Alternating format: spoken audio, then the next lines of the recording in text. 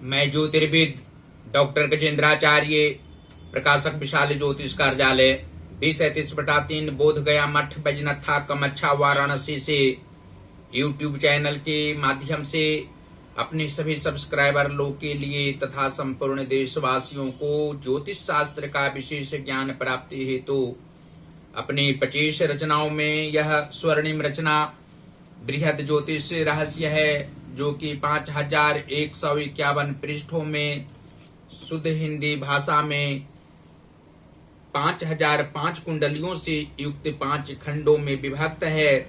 इस ज्योतिष महाग्रंथ बृहद ज्योतिष रहस्य को इतनी कलम अर्थात 525 कलम से मेरे द्वारा रचना हुई है। आज आप लोगों को जन्म कुंडली के पंचम भाव में चंद्र और केतु ग्रह को बैठने का फल स्पष्ट शब्दों में वर्णन करने जा रहा हूं। जन्म कुंडली के पंचम भाव में चंद्र और केतु के मेल से जातक को कन्या अधिक होती है। इन्हें मात्र एक पुत्र की प्राप्ति होती है। धनवान तो अवश्य ही ये जातक होते हैं, लेकिन कन्याओं के कारण बहुत संघर्ष करने पड़ते हैं। आर्थिक रूप से मध्यावस्था के बाद ये परेशान सदैव रहते हैं। व्यय करने में संकोच नहीं करते हैं।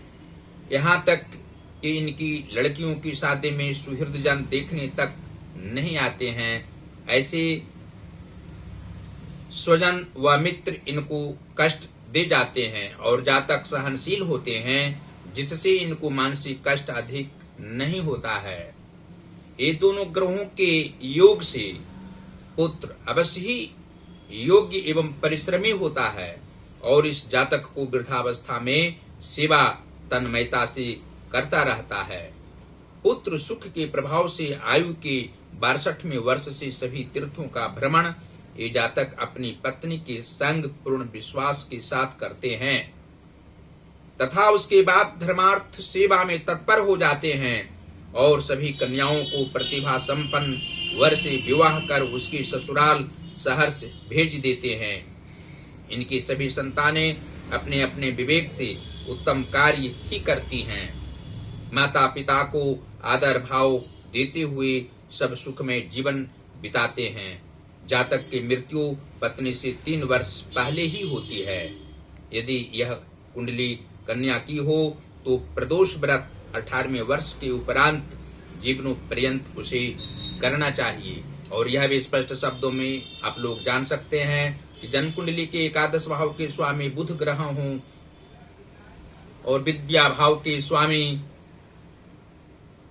गुरु बृहस्पति हों, तो इस भाव स्थित अर्थात पंचम भाव विद्या भाव स्थित चंद्र और केतु के प्रभाव से जातक को लाभ किसी भी कार्य में हो सकता है। इनकी भावनाओं पर आघात पहुंचाने वाले व्यक्ति को स्वतः आत्मिक कष्ट हो सकता है। ये जातक अपनी प्रतिभा के अनुसार धनोपार्जन करने वाले होते हैं। किसी भी खराब काल में भी प्रसन्न रहने वाले होते हैं। मानसिक तनाव में भी प्रसन्नता इनकी मुख पर देखी जा सकती है और संतान सुख इनको अवश्य ही होता है। जन्म कुंडली के कर्म भाव के स्वामी शुक्र ग्रह हों तथा मातृभाव के स्वामी मंगल ग्रह हों तो पंचम भाव स्थित चंद्र और केतु के प्रभाव से जातक को कर्म क्षेत्र में मन अधिक लगता है। धनोपार्जन भी अपनी इच्छा के अनुसार करते हैं। अपनी प्रतिभा को किसी भी रूप में बेचने वाले नहीं होते हैं। किसी भी प्रकार की घूसखोर व्यक्ति नहीं होते हैं।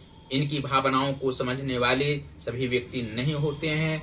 मातृ सुख इनको अवश्य होता है। इनकी माता को शारीरिक कष्ट कभी कभी जीवन में रहा करता है, लेकिन प्रतिभा संपन्न इनकी माता होती हैं और अपने विचारों पर चलने वाली होती हैं।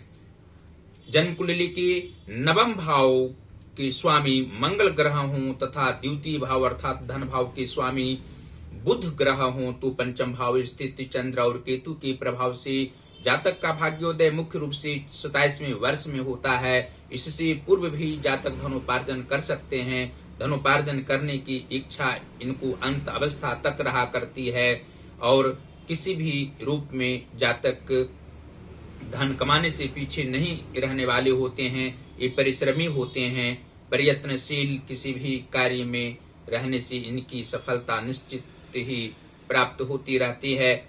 और जन्म कुंडली के सप्तम भाव के स्वामी शनि ग्रह हों तथा लग्नेश सूर्य ग्रह हों तो पंचम भाव स्थित चंद्र और केतु के प्रभाव से दाम्पत्य जीवन सुखमय ही रहता है, लेकिन कभी कभी मानसिक तनाव पारिवारिक क्षेत्र में होना और आत्मीय जनों से आत्मिक दुख होना भी स्वाभाविक लक्षण होता है।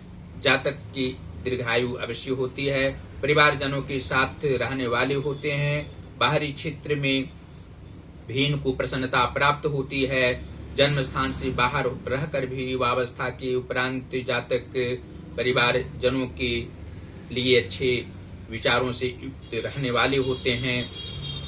अपनी इच्छाओं के अनुसार कोई गलत कार्य करने वाले नहीं होते हैं, ये अपव्यय नहीं होते हैं। और अंत में यह आप लोग जान सकते हैं कि पराक्रम भाव के स्वामी शुक्र ग्रह हों तथा रोग व शत्रु भाव के स्वामी शनि ग्रह हों तो पंचम भाव स्थित चंद्र और केतु के प्रभाव से जातक पराक्रमी तो नहीं होते हैं, लेकिन पराक्रम की भावना इनके अंदर अवश्य ही रहा करती है। सामाजिक प्रतिष्ठा प्राप्त करने की इच्छा वाले होते हैं।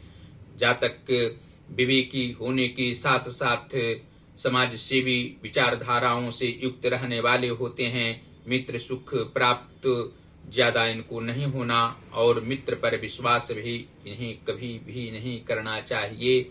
और अंत में फिर यह आप लोग जान सकते हैं कि जन्म कुंडली की आयु व मृत्यु भाव के स्वामी गुरु बृहस्पति हों तथा व्यय भाव के स्वामी चंद्रमा हों तो पंचम भाव स्थित चंद्र और केतु के प्रभाव से जातक को मानसिक तनाव रहने पर भी किसी भी कार्य में दक्ष रहने की आदत होती है।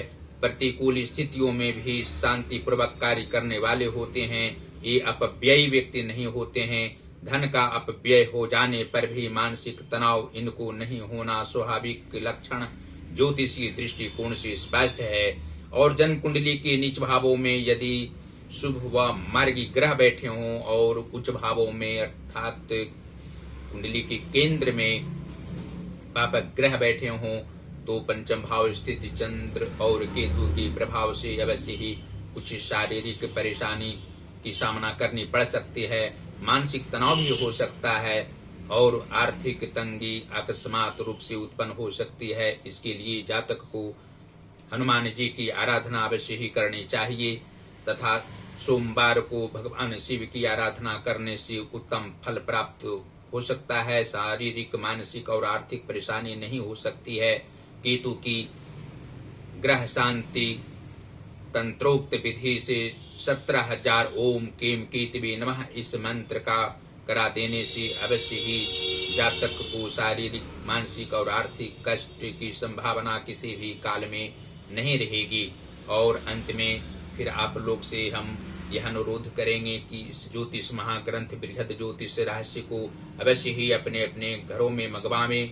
इसको मंगवाने से अवश्य ही आप ज्योतिषी की भांति ज्योतिर्विदों की भांति आत्मज्ञान प्राप्त कर सकते हैं और अनेकों जन का कल्याण इस ज्योतिष महाग्रंथ के द्वारा करने में सफल हो सकते हैं। मानवीय गुणों से युक्त रह सकते हैं। और हम प्रकाश की कार्य यहाँ करते हैं। हिंदी का पुस्तक यहाँ से प्रकाशित करा सकते हैं। आप लोग संस्कृत का पुस्तक प्रकाशित करा सकते हैं, इंग्लिश का भी बुक प्रकाशित करा सकते हैं।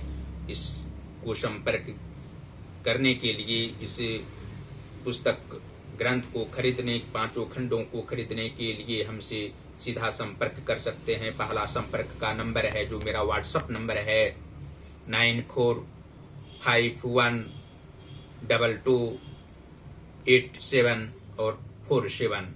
दूसरा नंबर है जो मेरा पेटीएम नंबर है 88407617 और 92। आप लोग की संज्ञान में यह हम दर्शाना चाहते हैं कि अपनी 25 रचनाओं में जो मेरी 18वीं रचना यह वाक्योपदेश है 3333 वर्णानुक्रम उपदेशात्मक वाक्यों में उद्धृत है। इसका एक एक वाक्य प्रत्येक दिन इंस्टाग्राम पर ज्योतिष महाज्ञान अकाउंट है, आप लोग अवश्य ही उसको देखें। वीडियो बनाकर हम देते हैं, अवश्य ही आत्मज्ञान प्राप्त होगा इससे, वाक्योपदेश की वाक्यों से। और आप लोग अवश्य ही 1100 रुपया मूल्य इसका रखा गया है, आप लोग इसको अपने अपने घरों में अवश्य ही मंगवावें। साथ ही योग साधना निधि प्रकाशित हुई है, हमारी 7वीं रचना है। 125 प्रश्नोत्तर में उद्धृत है, योग साधना पर आधारित सभी प्रश्न हैं। 50 रोगों का निदान इससे योग साधना निधि में किए गए हैं।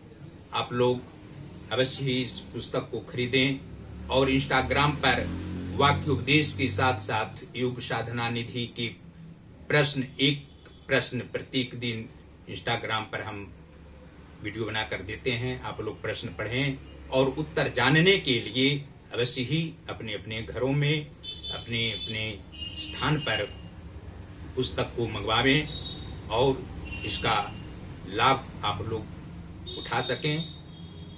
देवादिदेव महादेव की असीम कृपा आप लोगों पर बनी हुई रहे। आप लोग सदैव स्वस्थ रहें, प्रसन्न रहें और परिवारजनों के साथ आनंदमय जीवन व्यतीत करते रहें। और अंत में फिर आप लोगों को जो ज्योतिष महाज्ञान हमारा चैनल यूट्यूब पर है उसको अवश्य ही आप लोग सब्सक्राइब करें, घंटे का बटन दबाना कदापि ना भूलें और हमारे सभी वीडियो को शेयर करते रहें, कराते रहें। धन्यवाद।